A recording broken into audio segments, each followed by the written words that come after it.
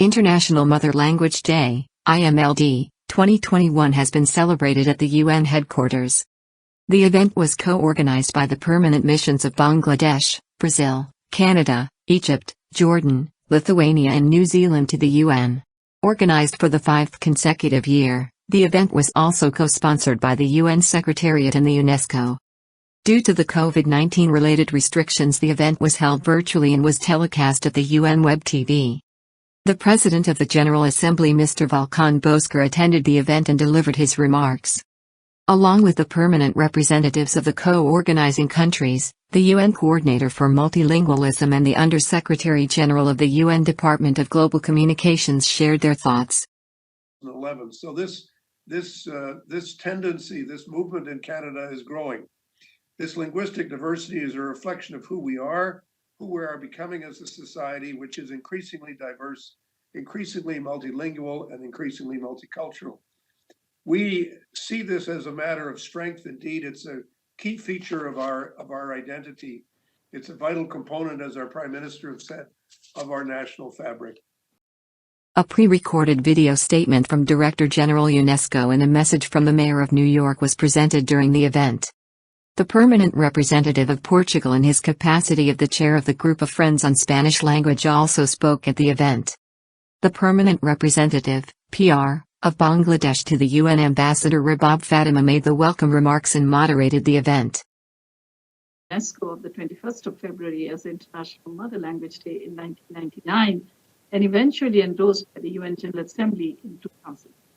The proclamation was an outcome of an international campaign spearheaded by a group of expatriate Bangladeshis to honor the language martyrs who made supreme sacrifices to uphold their mother language Bangla. I take this opportunity to recall with gratitude the contribution of our expatriate Bangladeshi community. Prime Minister Sheikh Hasina led the intergovernmental efforts leading to the declaration of 21st of February as the International Mother Language Day. She was also instrumental in establishing the International Mother Language Institute in Dhaka for the preservation of the languages of the world, including those endangered and becoming extinct. That institute was inaugurated by the then UN Secretary General Kofi Annan in 2001. A language museum has also been set up in the institute for preserving and undertaking research on extinct and endangered languages. Excellencies, dear colleagues, going back a little into history, on the 21st of February 1952, a group of fearless youth, mostly students, stood against the ruling of the state to take away our right to speak in our mother tongue, Bangla.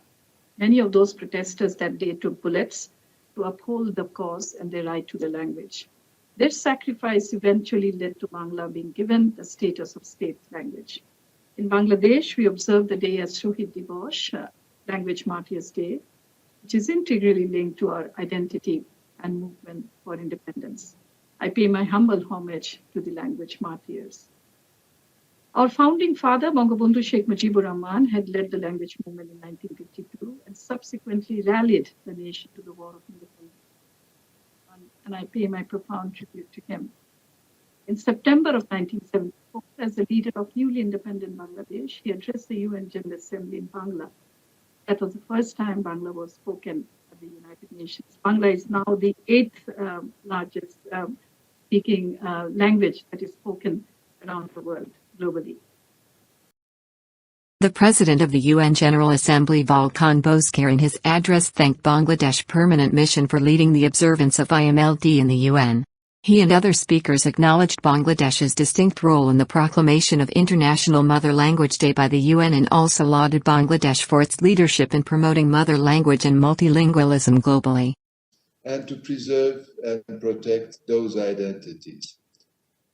The over 6,000 languages spoken around the world demonstrate the rich cultural diversity of our planet. The theme for this year, Fostering Multilingualism for Inclusion in Education and Society, recognizes that multilingualism and languages support inclusion and the focus of the Sustainable Development Goals on leaving no one behind. As member states build back better from the challenges arising from the COVID-19 pandemic, multilingualism and inclusion must be part of education efforts.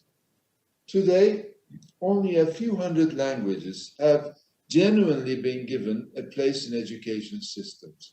Less than 100 are used in the digital world. The United Nations General Assembly recognizes the importance of multilingualism. In 2017, we called upon member states to promote the preservation and protection of all languages used by peoples of the world. And multilingualism is also important within the General Assembly itself. The event included a multilingual cultural component. The UN Chamber Music Society brought together 3 performances from different regions in the world, showcasing the power of music in promoting linguistic and cultural diversities. The performances included an opera from South Africa in an extinct language called Xhosa, an instrumental by a French performer and a tribute to Tagore by a Japanese artist. In addition to that, the theme song of the IMLD and Language Martyrs Day, Amar Bhayarak Dranguno e Kushi February, was performed in multiple languages by the students of the Asian University for Women. The celebration ended with a short video message in 38 different languages from the students of United Nations International School. The virtual event was full to its capacity with the presence of senior diplomats of a large number of member states, UN officials, media personalities and civil society representatives. Bongshai News. New York.